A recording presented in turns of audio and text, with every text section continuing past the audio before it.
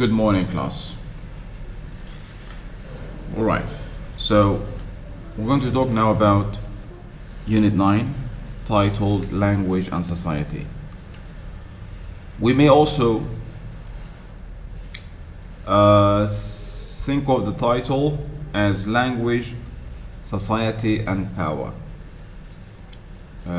We can rephrase it to include also power.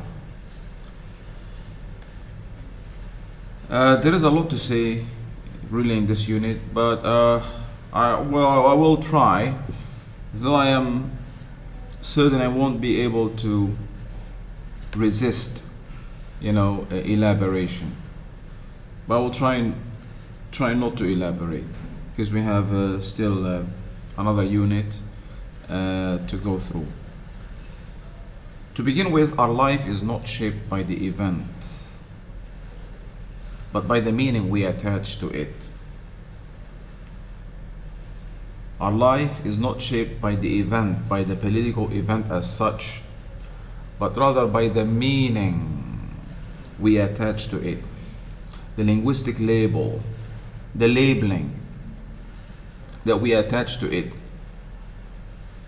that will shape and affect our life.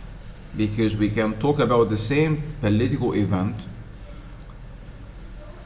but when it comes to how we represent this event, this eventuality, whether it's an event or an action or a state of affairs, when we represent this eventuality, we represent it differently, depending on the newspaper and its political, ideological affiliation. The same political event, the same incident, will be represented differently in words. Our choices, the linguistic choices of representation, our lexical selections, grammatical selections, the representation will be different.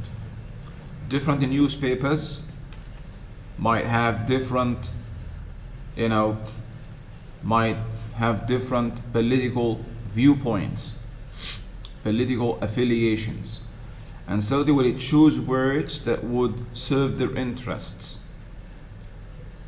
The same political event or communicative event, political event, but different communicative events. Maybe we can take an example, a quick example from the Palestinian reality. A woman under the Israeli occupation, because of the atrocities of the Israeli occupation, poverty, siege, blockade, economic strangulation, lost two of her children, two sons, and the third is in prison, has been in prison for 25 years. Dismal reality. Because of all that, she decides to go on a bus, and on a bus where there are Israelis, and detonate herself, having an explosive, a belt with explosives, and detonate herself as a result. Now, this is the political event. It is one, but look at the newspapers, look at the media, media, how they're going to represent this event. This woman might be represented as a martyr. She might be represented as a terrorist. She might be represented as a freedom fighter. She might be represented as a warlord, as a self-immolator, as criminal maybe. So depending on, as I said, the newspaper, the news outlet, the media outlet, and its political affiliation, the same event can be represented differently. The same event. This is not a light matter, because the labeling can incriminate or legitimate. It can make a hero a criminal, or a criminal a hero. It can promote certain versions of reality, or destroy certain versions of reality.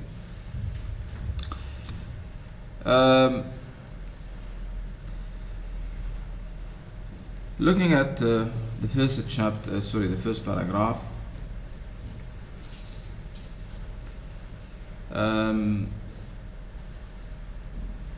We can say that language is normally defined as a tristratal system.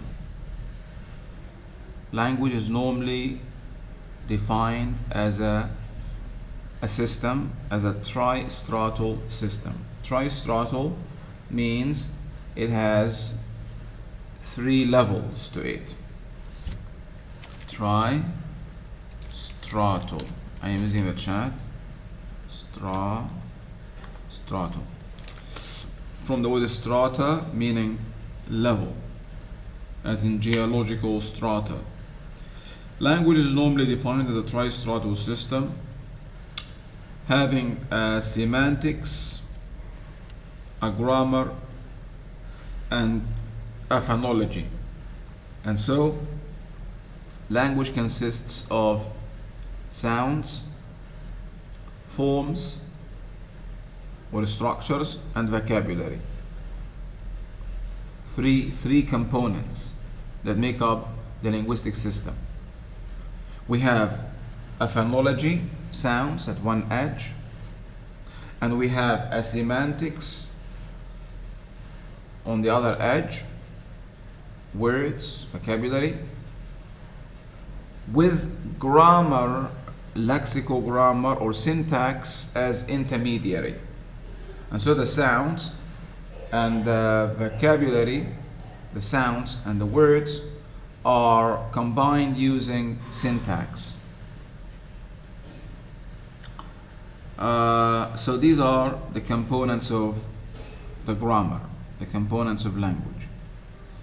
Phonology at one edge, semantics at the other, and these are combined by syntax, syntactic rules. And so language is a carefully built hierarchical structure. It is built from small units or smaller units that are combined successively, combined with larger units in a hierarchical structure. From sounds at the bottom, imagine a pyramid.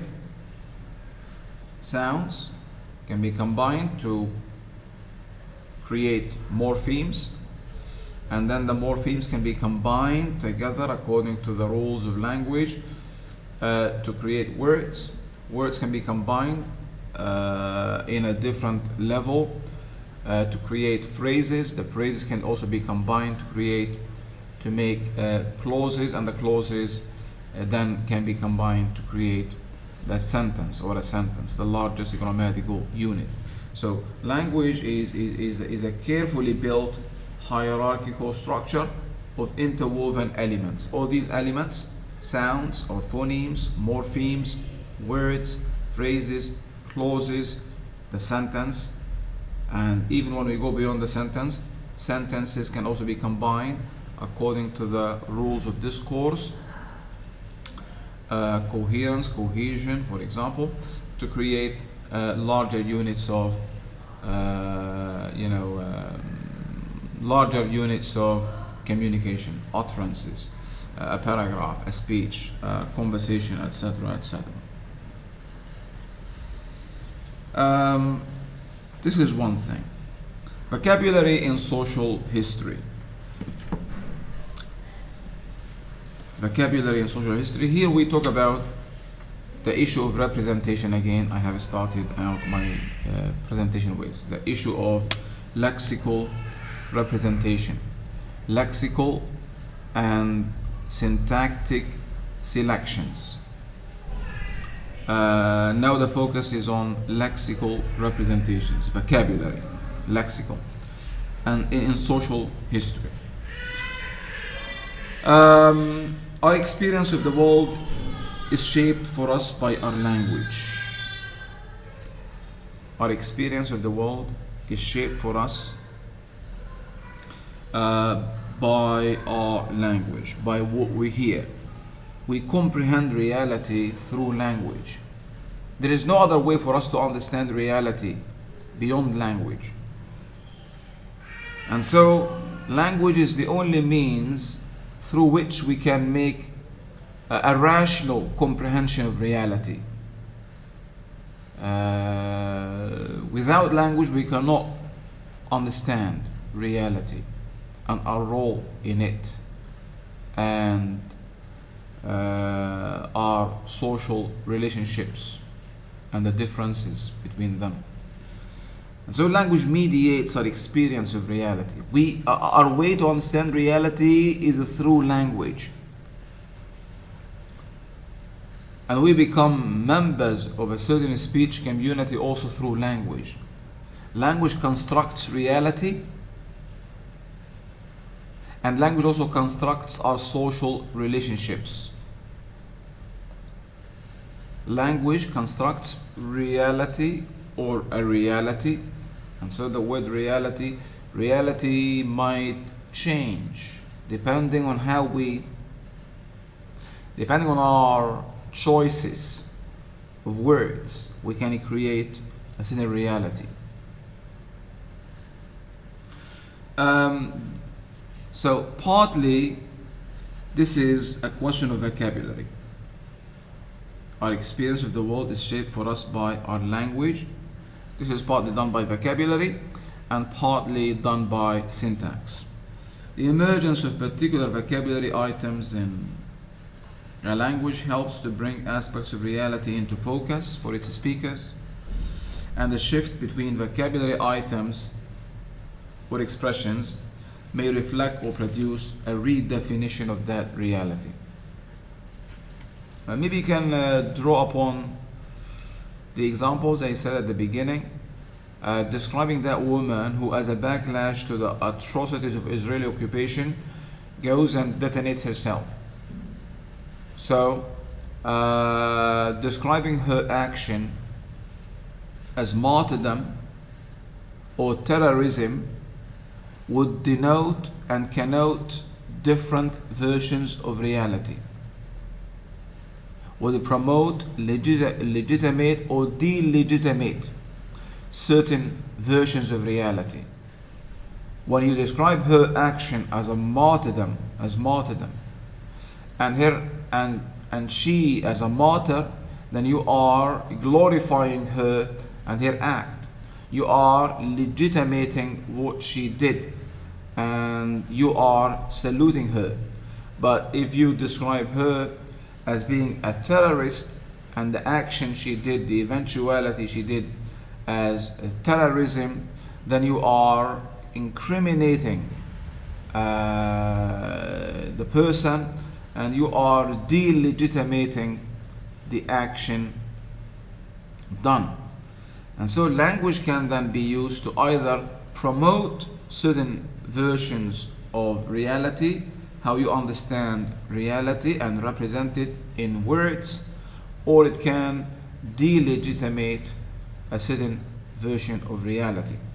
And so you can understand also now that words can be a site of a struggle, and there is no way to escape. There is no way that we can, express a certain reality without words. Language cannot escape becoming the site of social and political contestation. So we define and redefine reality discursively, linguistically, using words, using language. The history of a society and the struggles within that society can be manifested in the vocabulary spoken by that society. An example from the textbook is the example of family. First, in the 14th or late 14th century, the word family used to refer to a household incorporating not only blood relations, family members, blood relations, but also servants living together under one roof. So that was the meaning of family then. This is not the same meaning we have now. This is not the same meaning we have developed. We have defined or redefined. This meaning changed. Was it changed? Again, as a site of social and political contestation, as a site of a struggle. Changed later in history. It was extended to include the notion of a house formed by descent from a common ancestor. And so, this definition of family, the second definition of family, excluded servants and members who are not blood relations, as was the case before in history. The specialization, now a third definition or redefinition. So our conception of family, how we conceive family, has differed linguistically. The specialization of the term to refer to a small kin group living in a single house is a fairly late development in the history of the word in English, and may be related to the growing importance of the family as an economic unit in developing capitalism. So the family as a single unit as we know it, as many people know it today, not all. So this is again a third definition, from a large family including blood relations and non-blood relations, to a common family descending from one descent, to a small unit such as the family units we know, or many of us know today. One of the reasons why words change their meanings through history is because they reflect both the transformations, the changes of social structures, and the fact that society is not a single entity, but rather differentiated along lines of class, race, and gender. Now let's look at a fourth redefinition of family. Fourth, the use of the term the family in recent political debate emphasizes the heterosexual, a man and a woman, heterosexual parenting couple as a self-contained economic unit living in its own home independent of state and social support. The nuclear family. The nuclear family. A husband and a wife, heterosexual. A husband, a man, and a woman living together as a husband and a wife with their children. Now, this is the conception of family that most of us recognize today. But again, the fact that such definition does not accord with the way many people live in the world, especially in Europe or European societies in the 21st century, goes some way to demonstrating the ideological work to which language can be recruited in an attempt to again promote or legitimate particular versions of reality.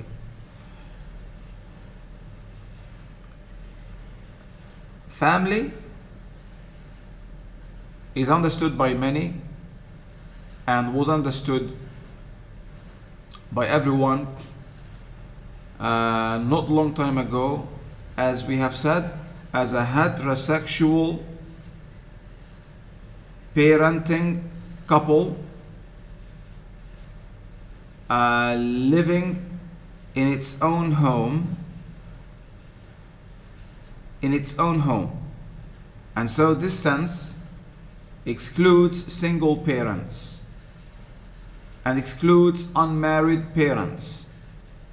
So only married, and a man and a woman. But nowadays, in the 21st century, not the 20th century, 21st, just maybe over the last 15, 16 years, the term family has undergone another transformation because of the transformations in social structures. We've heard of families made up of homosexual couple,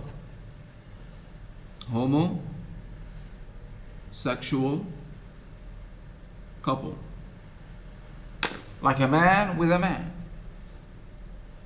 and or a lesbian with a lesbian.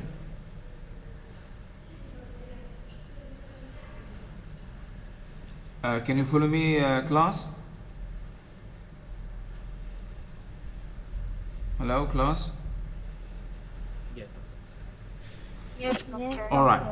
And so now the term family has undergone another change, where not only heterosexual man, woman living together as married, but also now we've seen families, or the concept family, extending its meaning, changing its meaning to include homosexual couples.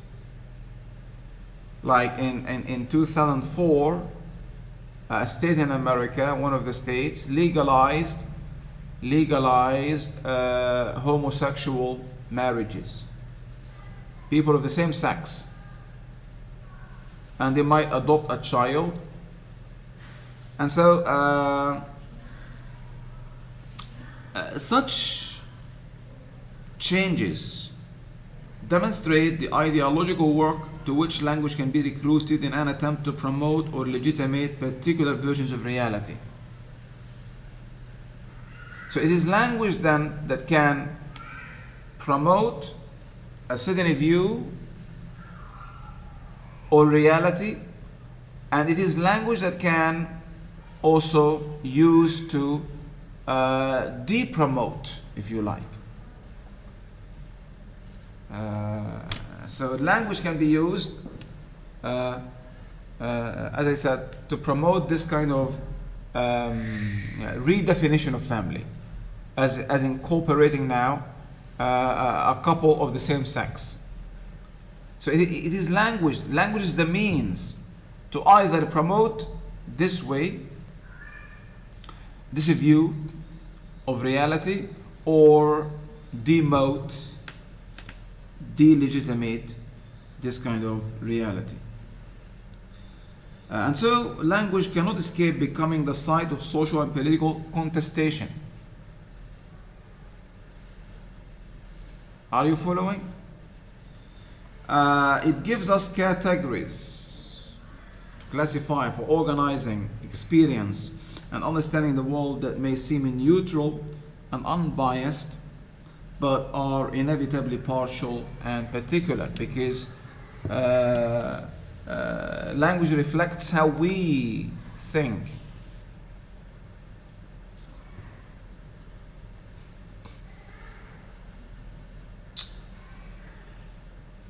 Muhammad, Fatima.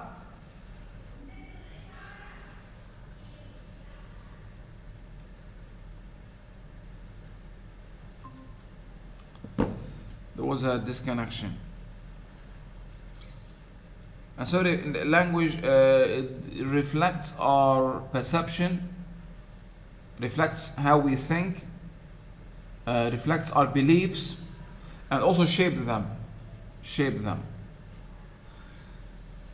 Okay, maybe we can move on now and look at section or heading 9.2, language and social relations. At the same time, as language constructs a social reality for us, it also constructs and shapes our social relationships.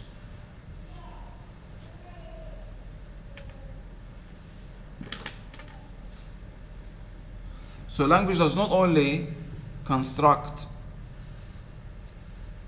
reality, legitimate, promote a certain version of reality, the reality of homosexuals, the reality of heterosexuality, the reality of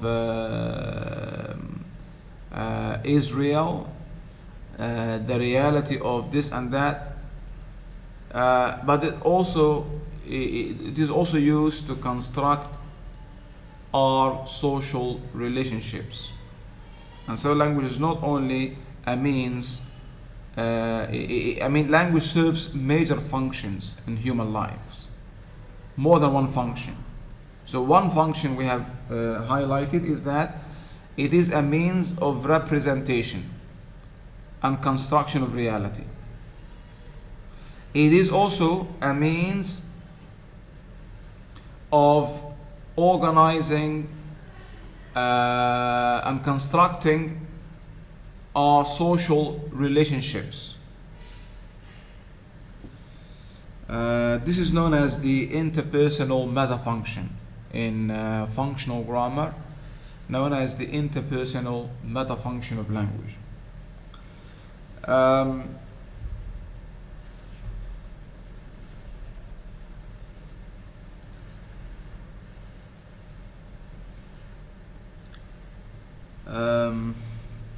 And so language is a key, or language plays a key role in our social relations or interactions. It constructs or shapes our social relationships, functioning as a means by which the speaker is giving something to the listener, for example, a piece of information, or he is demanding something from him.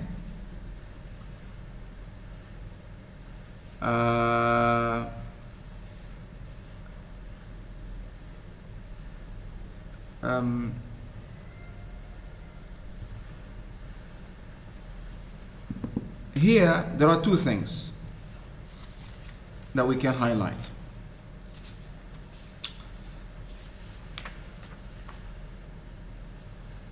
Every text spoken or written,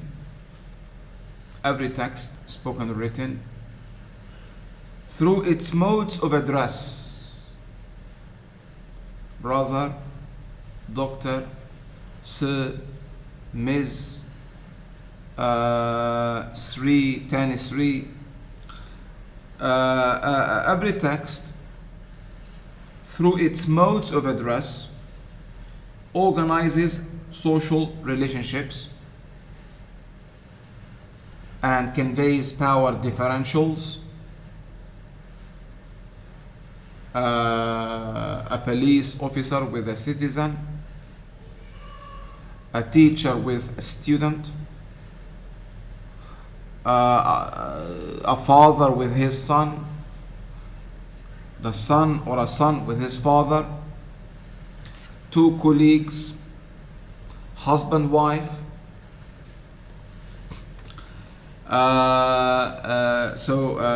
Through the modes of address we use, Dr. Aladdin, Mr., Mrs., boy, friend. The modes of address we organize social relationships and convey power differentials. We convey our social status using language. When someone addresses me as Dr. Aladdin, will be different from someone addressing me as Aladdin without a title. Hey Aladdin. So language, and in particular here the modes of address, the system of modes of address can shape and convey the social status of the person addressed, and also the kind of relationship we have with the addressee. When you say Dr. Aladdin, then you are obviously someone lower in rank, like a student to a professor, but maybe one of my colleagues can address me Aladdin without a title. So it is language then that can construct and shape and convey the social status and social relationships. There is another way that language also can be used. This is achieved partly, we said, through address, modes of address, but we should note also that language organizes social relationships by means of its capacity to perform actions in words in relation to the addressee. What does this mean? We're talking about now the interpersonal function of language. How language is used to organize and construct and shape social relationships. It does that using two ways. Modes of address that we use when we address one another, and such modes of address can convey, as I have said, can convey and shape simultaneously the social relationships. Language can also construct social relationships in a different way, another way, and that is by means of its capacity to perform actions. Language can be used as a means of doing, not just as a means of representation, as we saw in the example about vocabulary, family, and martyr versus terrorist. That's language being used as a means of representation, of representing reality, and so legitimating or delegitimating a certain version or conception of reality. That's a function of language, the ideational function, using language to represent how we see reality, and so construct a certain reality by means of representing it this way or that way. That's one example, one function. Another function that takes place simultaneously is the interpersonal metafunction. As we communicate, the instances of communication, the language we use, also constructs the social relationships. We have seen this through modes of address that we use when we communicate and address one another. And also it can, the other way, at the interpersonal level, the words we choose also can perform acts. For example, look at the differences between the following statements. Addressing someone differently. You could say, put the newspaper down on the table. Okay, imagine addressing someone, or imagine hearing someone addressing someone else. Someone saying, put the newspaper down on the table. Okay, that's one way. Imagine the same speaker or another speaker saying, can you put the newspaper on the table? A third utterance, I wonder if you'd mind putting the newspaper on the table, please.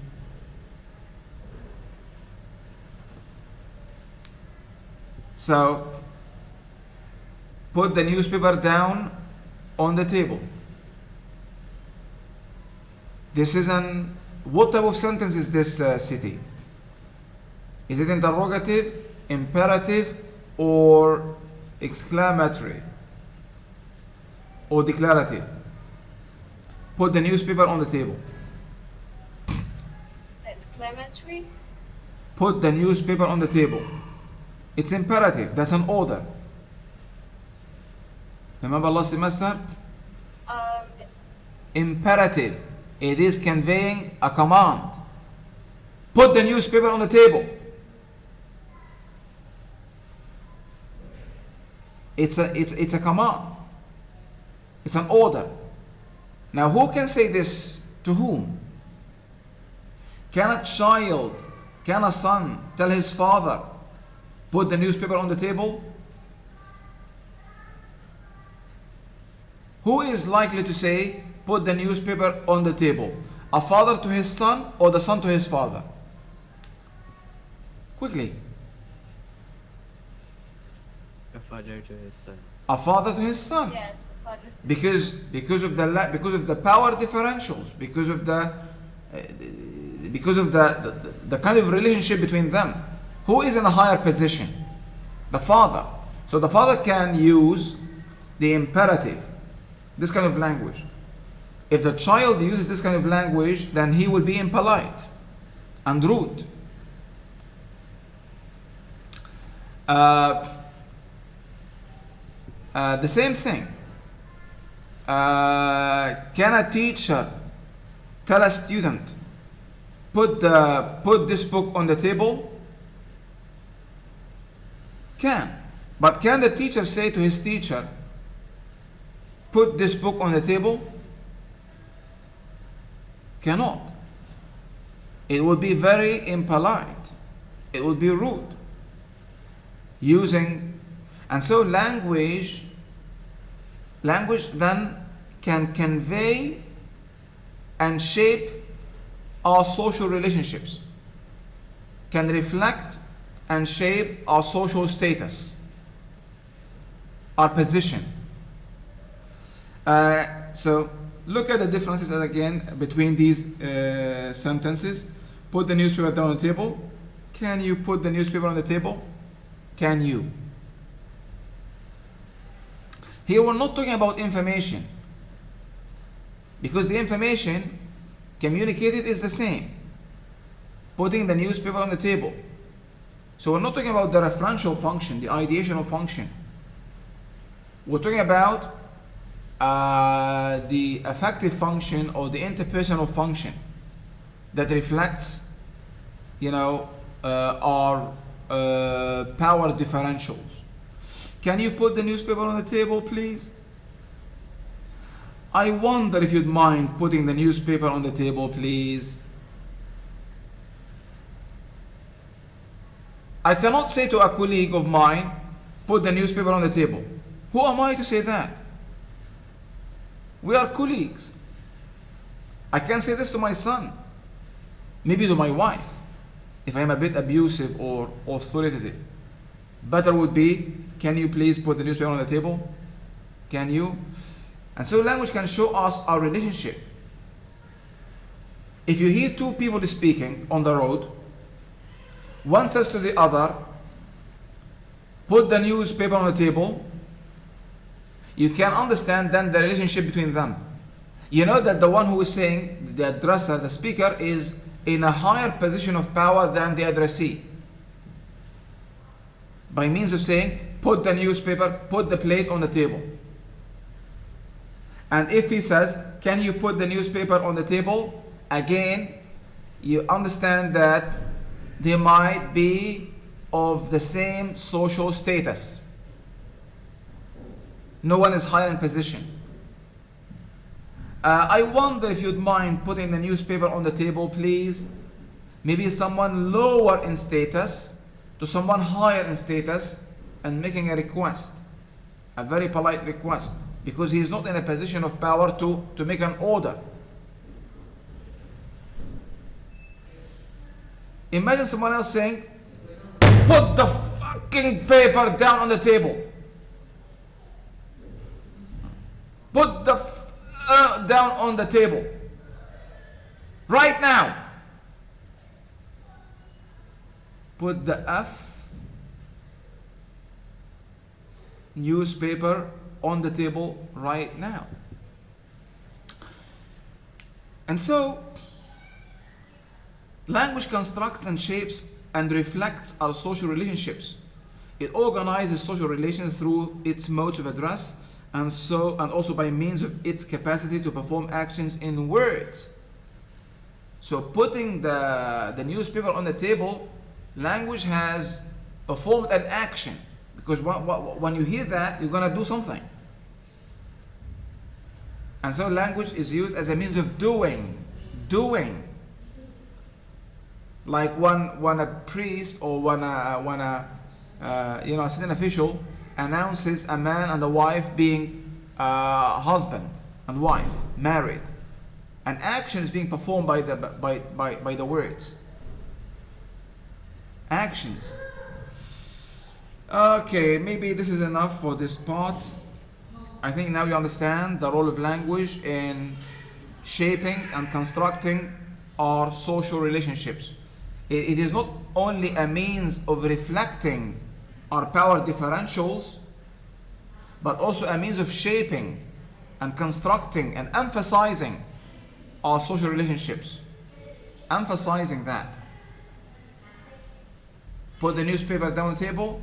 Can you please put it down? I wonder if you mind putting the newspaper down. Put the F on the. It also, as I said, it shows and shapes our social relations. Clear? So this is known as the interpersonal meta function, or the affective, because it has to do with as I said, the conveyance of our social status. So it is not only language is not only a means of transmission, for the transmission of information. That's only one function, conveying information. It is also used to reflect and shape and construct our social relationships with one another, which can be reflected in the modes of address, as we have said, and language capacity to perform actions. Words as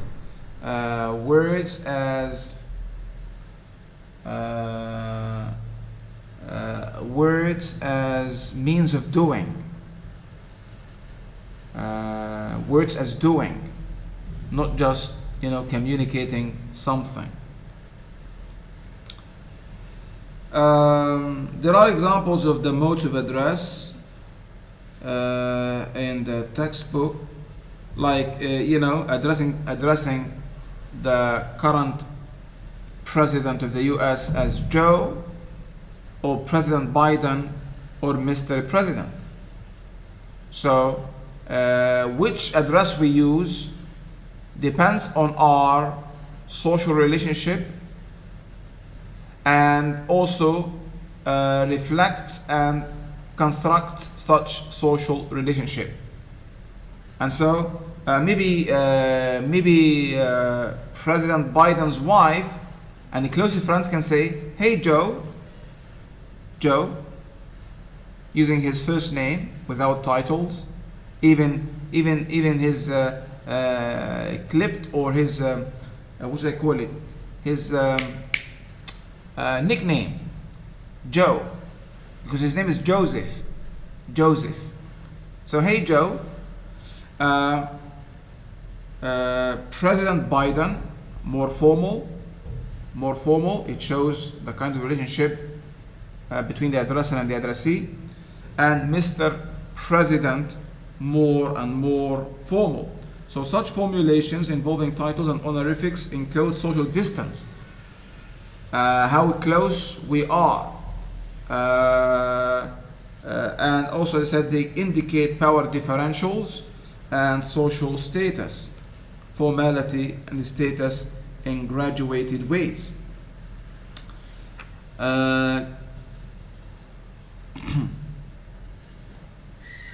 Collectively, such formulations constitute a system of modes of address.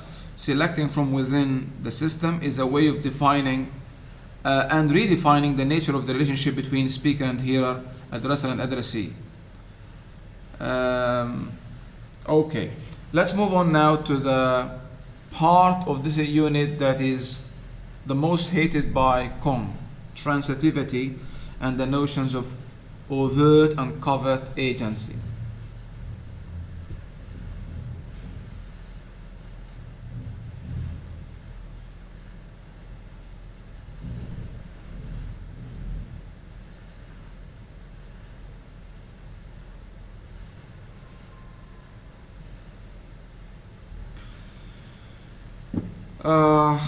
There is really a lot now in this part. Let me see how I can simplify it. Transitivity.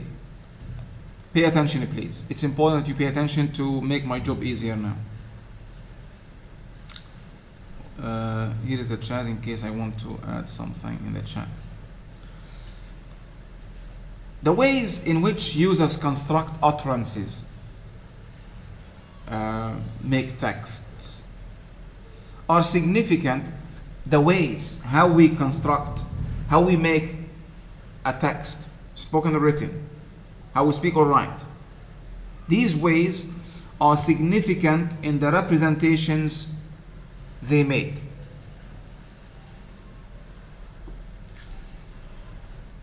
For example, mistakes were made. Look at this sentence. Look at this sentence. Mistakes were made. City. Who is the doer? Who did the mistakes in this sentence? Unknown. Who is the agent? Who is the one who made the mistakes? It's unknown. It is unknown. Because of the use of the passive. The agentless passive. Agentless passive. We don't know the agent, the doer of the action. There is no agent here. The agent is being hidden. The agent is covered. Mistakes were made. Who made them? It's unimportant. Or at least we're given the impression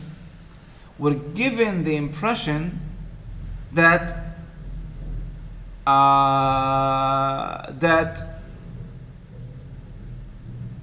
who did them is not important. We are being driven away from the one who made the mistakes. So we are instead meant to focus on the mistakes. Who did them is not overt. Mistakes were made. Maybe when we know who made the mistakes, we'll become angry. We will become angry. We will do something. Mistakes were made.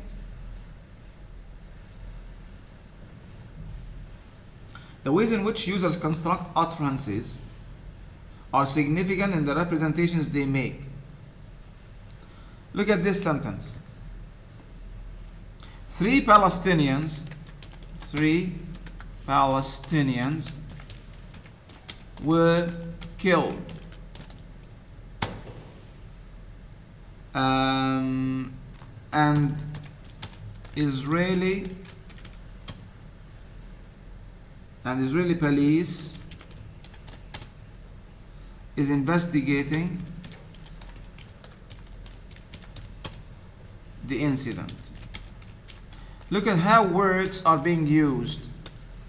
Look at how the sentence is constructed, how it is represented. Look at the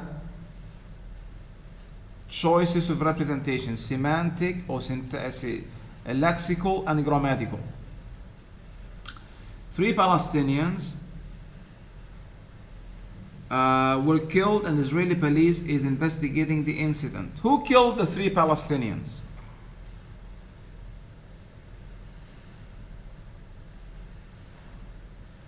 And so a neutral or non-critical reader or listener would praise the actions of the Israeli police.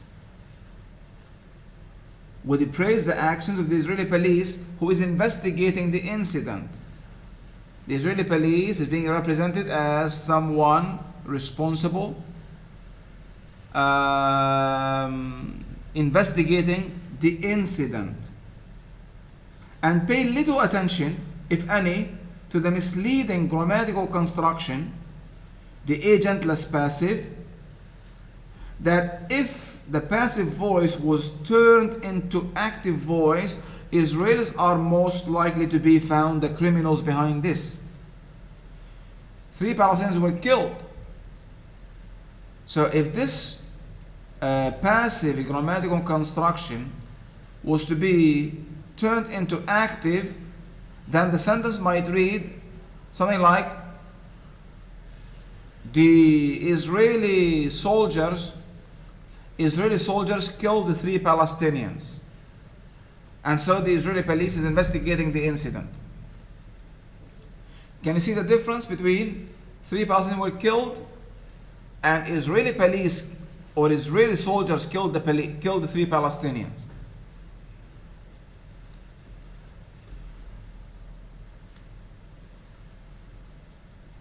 And so a sentence represents an eventuality.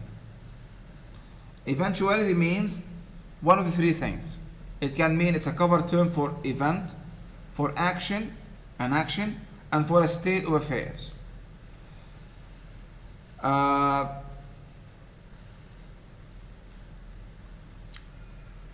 whether what's happening, whether the eventuality is an event happened by itself, or an action by someone else caused, or a state of affairs simply is, that's the reality, will be revealed or concealed in the language we use.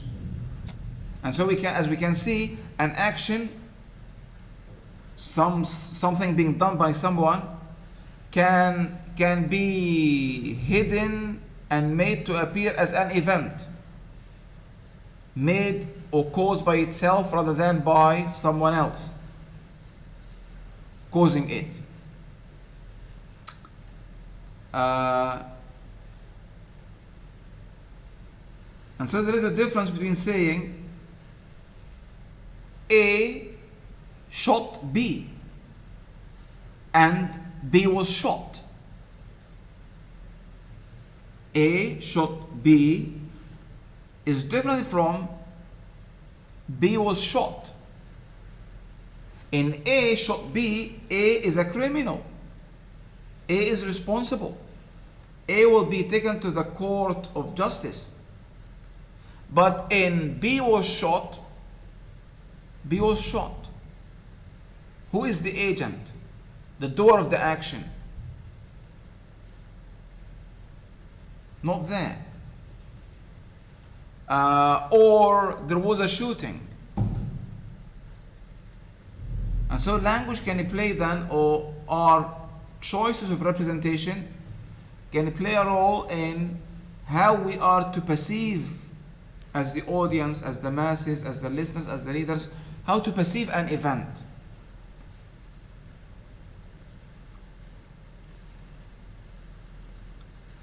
The actual eventuality that is being reported can be reshaped then in the reporting, news reporting, such that, for example, an action can be made to seem more like an event, agentless or non-agentic, deliberately de-agentializing the action. You obfuscate the doer, the agent, for political reasons.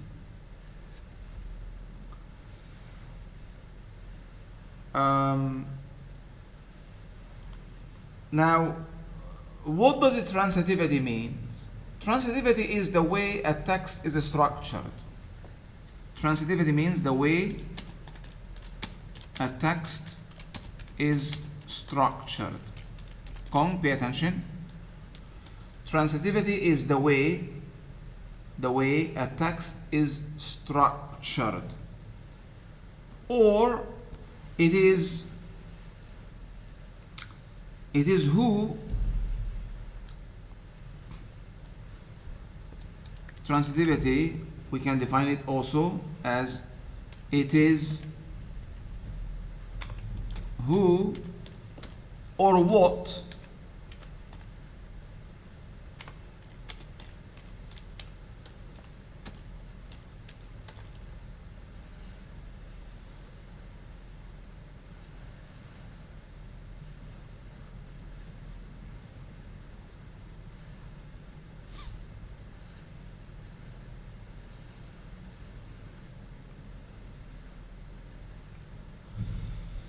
it is who or what does what to who or whom.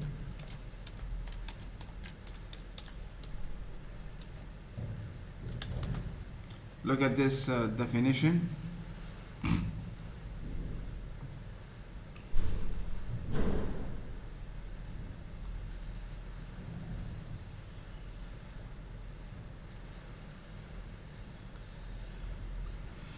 Transitivity describes the relationship, listen, between participants, the doer, and the patient, the one receiving the action. In the construction of the sentence, we have participants. If I say, Ahmed gave Mary a flower, there are two participants, Ahmed and Mary.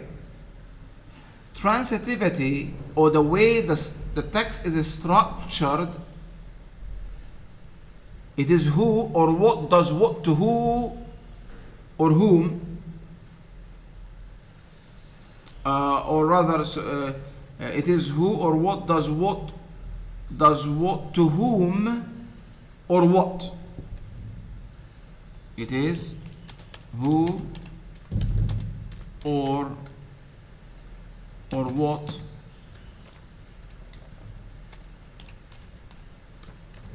does what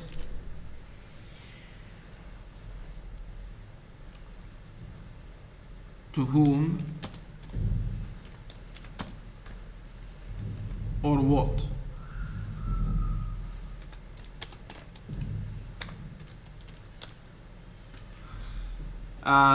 Transitivity then describes the relationship between participants and the processes, the actions, the eventualities, and the processes in the construction of the clause or the sentence.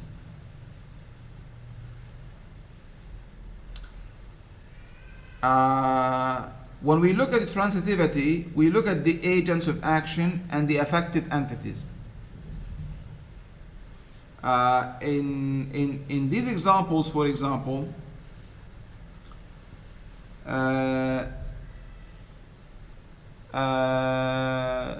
Mary ate the cheese. We have two participants, Mary. Sorry, we have one participant, Mary. Mary is the agent. In traditional grammar, we call it subject. But in functional grammar, we call it agent, the one who did the action. Mary ate the cheese, where Mary is both the subject in traditional grammar and the agent, the one who did the action, the agent of the action. and the cheese is the object of the sentence and also the patient. So here we have again two participants, Mary and the cheese. Mary is the one who did the action, who ate. The cheese is the one being eaten, the patient in functional grammar we call it, or the affected. So we have agent and affected. Ahmad beat Huda. Affected. Let's look at the transitivity in this sentence. Remember, transitivity we said is the way the text is structured. It is what, it is who does what to whom. Who does what to whom. Who or what does what to whom or what. It is the relationship between participants and the processes in the sentence. How this relationship is conveyed, constructed. This is known as transitivity. In newspapers, can you play with that? Can you play with that in ways that would, highlight or emphasize or de-emphasize certain, it would foreground or background certain participants. And so transitivity is what Fairclough calls the degrees of a presence. The degrees of presence. The fact that different aspects of an event can be foregrounded, backgrounded, or not mentioned at all. Saying, for example, as I have said, A shot B is quite different from saying B was shot, and different again from saying there was a shooting. So if you say that A shot B, you are emphasizing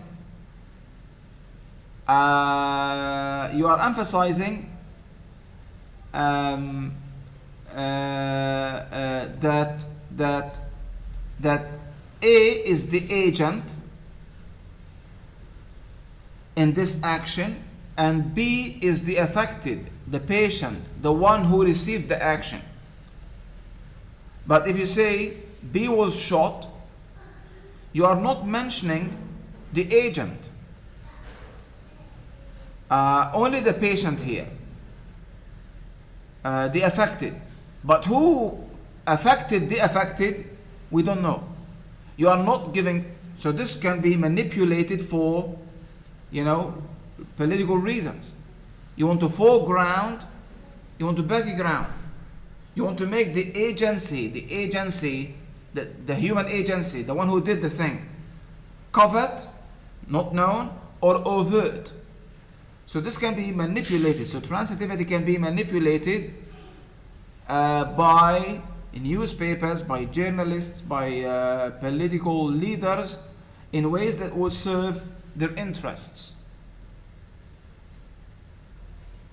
And so eventualities can be reshaped in reporting, shaped and reshaped in reporting, news reporting.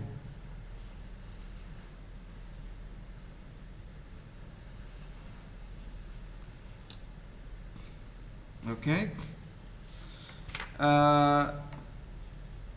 If you look at page 108,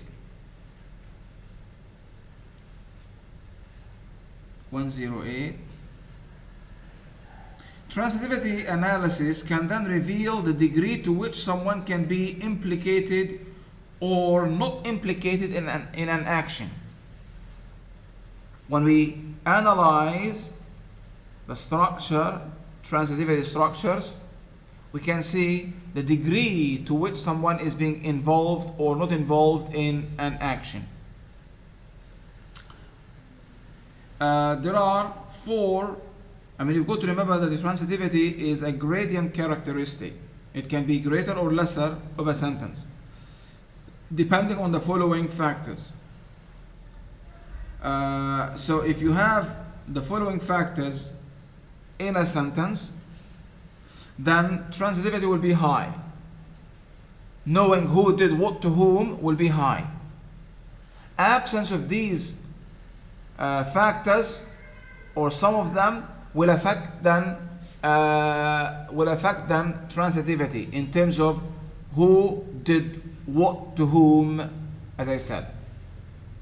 And so if the subject of the sentence expresses the agent of the action, then the sentence is high in transitivity. If the subject expresses the agent, for example, the Israeli soldiers killed 3 Palestinians.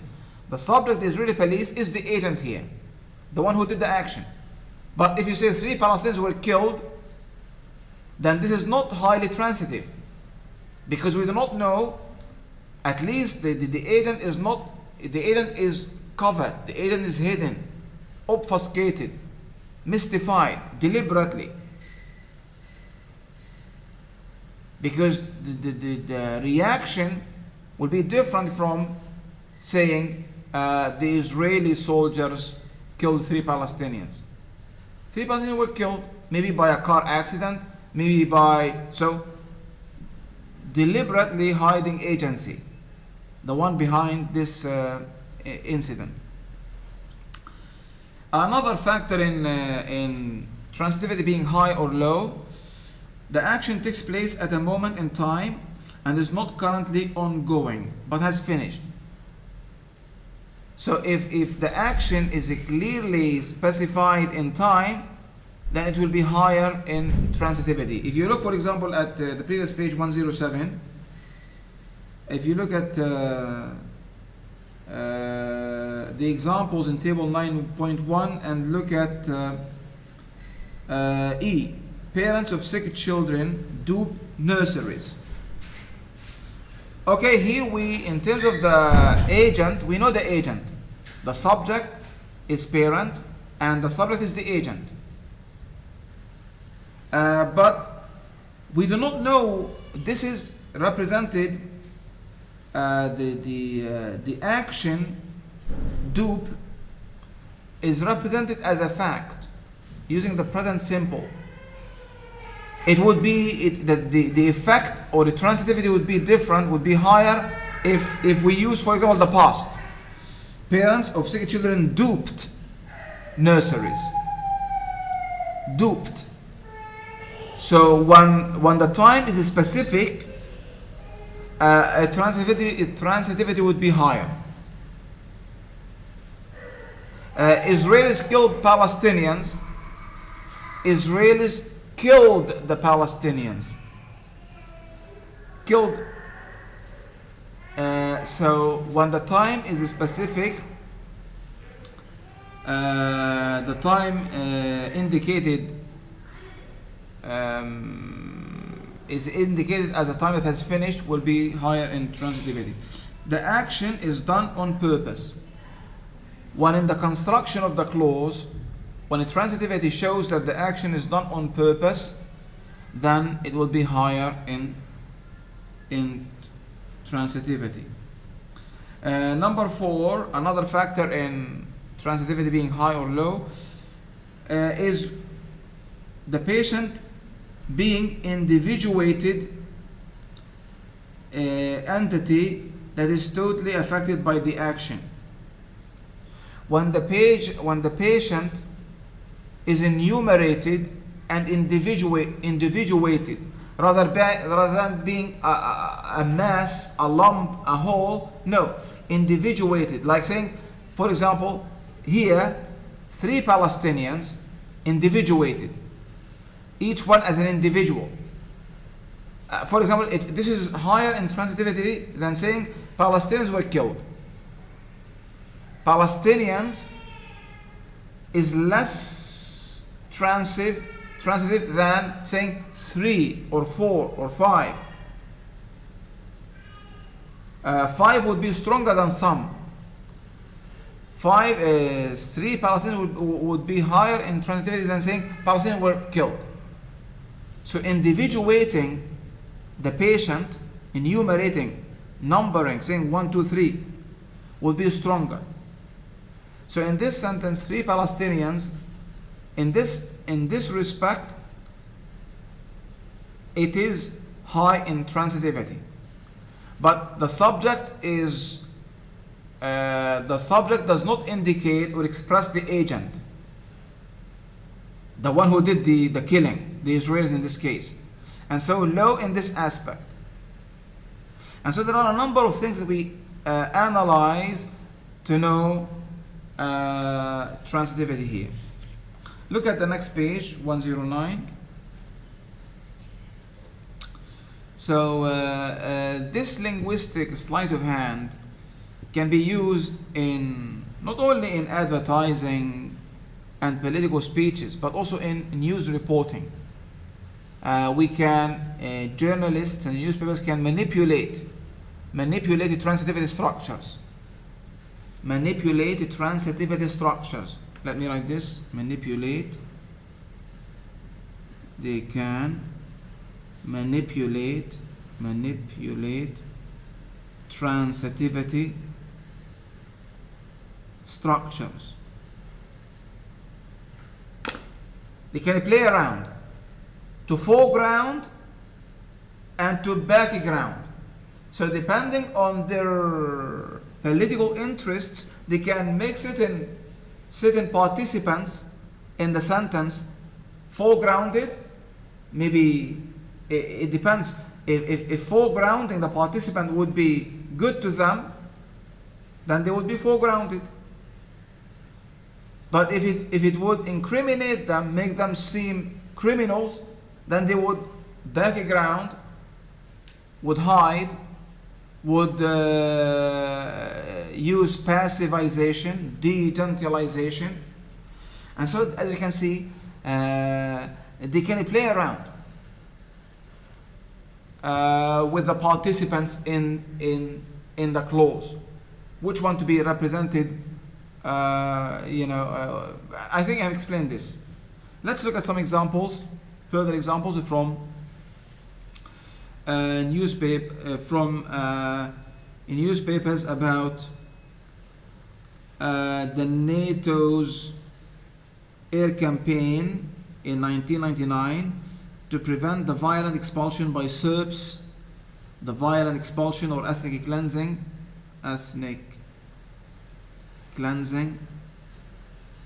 like what the Israelis are doing to the Palestinians in Palestine, by Serbs of Albanians, the Muslim Albanians, from their homes in Kosovo in 1999. The Serbs launched a campaign of ethnic cleansing, killing, murdering the Albanians and Herzegovina. What is it? Yes, Herzegovina. Herzegovina, in Bosnia. Here is a set of headlines, all representing essentially the same eventuality, which is bombing. So we have the same eventuality, bombing, but look at how, look at these headings and see how the headings represent the eventuality of bombing, the action of bombing. The onslaught begins. Who begins the onslaught? The onslaught begins. Now, these headlines are taken from a newspaper or newspapers affiliated with the NATO. With the NATO. That is, with the guys who are trying to stop the Serbs from eliminating the Albanians. The onslaught begins. Serbs remain defiant as the missile attacks go on. NATO vows to bomb Serbs until resistance is destroyed. No sanctuary, warns NATO as Serbs are bombarded again. Belgrade rocked by bombs as British jets join NATO. Airstrikes begin as Blair says, we must end vile oppression. onslaught, firestorm, nowhere to hide, justice, clobber, slobber. All these headlines are low in transitivity. They report the eventualities in ways that de-emphasize transitivity. All these headlines try to project the NATO campaign or those behind the NATO campaign as not being murderers. The onslaught begins. Who begins it? Not mentioned. Serbs remain defiant as the missiles attacks go on. The missiles attacks. It is not mentioned. I mean, the ones who are attacking now are, this is the NATO campaign against the Serbs, but they are not foregrounded. It is not saying that the NATO campaign, for example, the NATO campaign is attacking. The NATO campaign is launching an onslaught. The NATO campaign is rocking Belgrade with bombs, or the British jets joining the NATO, bombing Belgrade. Airstrikes begin. It is not that the NATO airstrikes begin. So the NATO participant is not being foregrounded, is de-emphasized.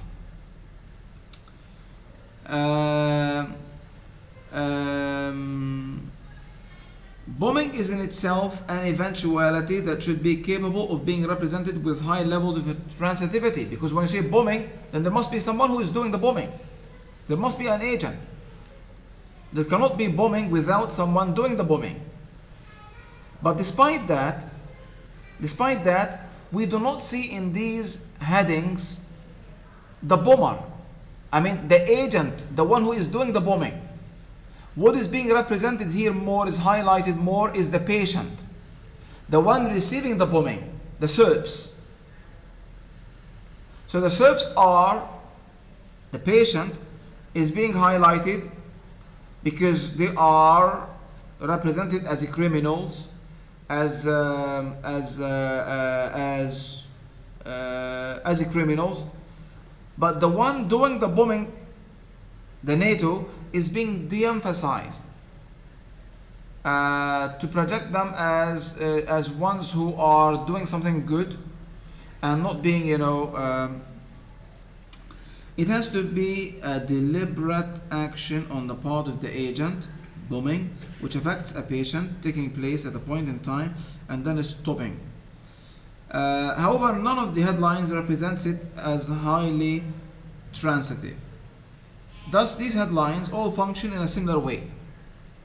Reporting the eventualities in ways that de-emphasize transitivity. Reporting an event in ways that make it seem as if we, the readers of the newspapers, are not trying to kill them, the Serbs of Belgrade. And so, though the NATO campaign is trying to kill the Serbs by bombing them, we are given an impression that the NATO campaign is not killing the Serbs by de-emphasizing the agent, in this case the NATO, and emphasizing the patient, the Serbs. And so language can then, whether for good purposes or vile, wicked purposes, language can be manipulated, transitivity structures, how participants in the clause are presented, are arranged,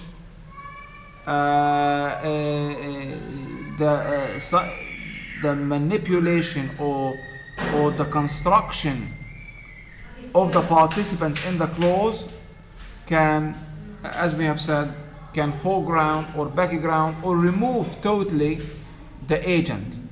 Can foreground or background or totally remove the agent.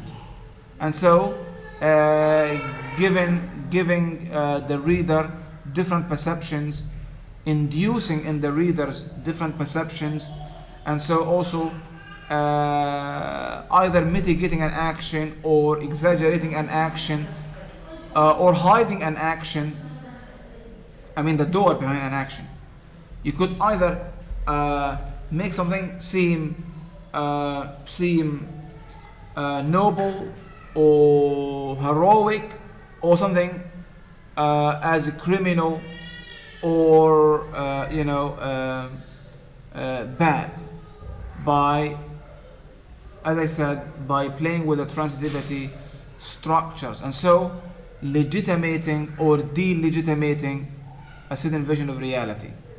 Linking this to my earlier discussion at the beginning, you legitimate or you delegitimate a certain people, a certain, as I said, describing the Palestinians, for example, as being terrorists or as being freedom fighters. Freedom fighters.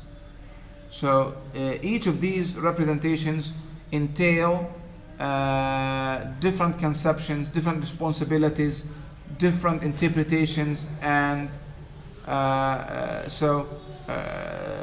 representing Hamas, for example, as a group of freedom fighters, as a decolonization movement, legitimates Hamas and makes us salute Hamas.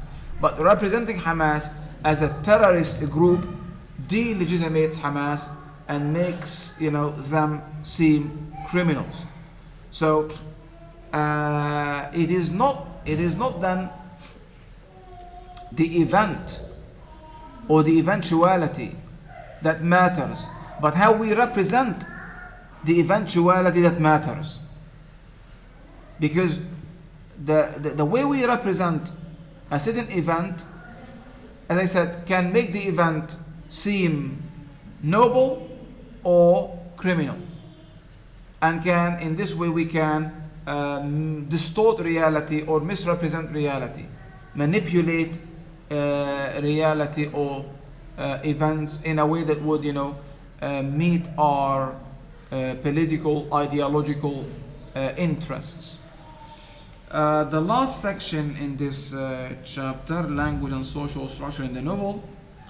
Language is used in the novel to construct social stratification, the war between classes. In most societies, sadly, there are classes. In India, in England, in many societies, people do not follow what Allah or God says, that we are all equal, that we are all descendants of Adam, that neither a black or a white is better than the black, or the black is better than the white. The only criterion for being better in the sight of God is how close or far you are from God in terms of piety and God consciousness, in terms of being a good citizen or a bad citizen.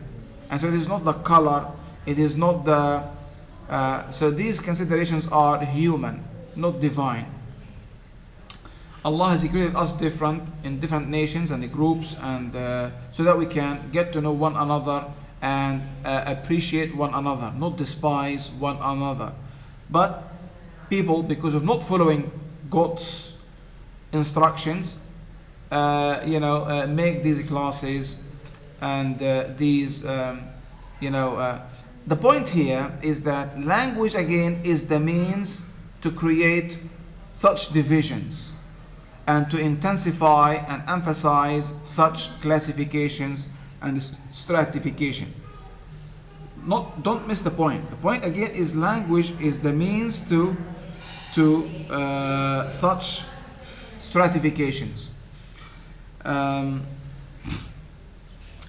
so in a novel, a writer can, as we have seen in these two extracts that Young went through, in these extracts, you can see how a writer can represent social groups or classes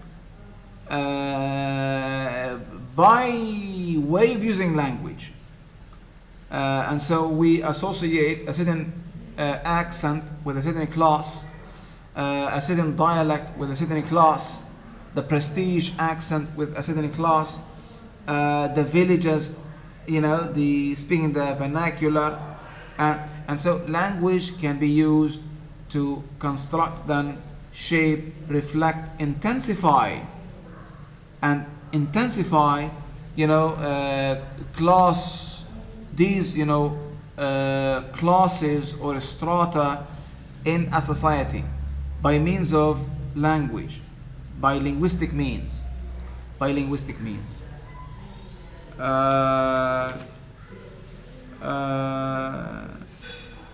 This should be sufficient.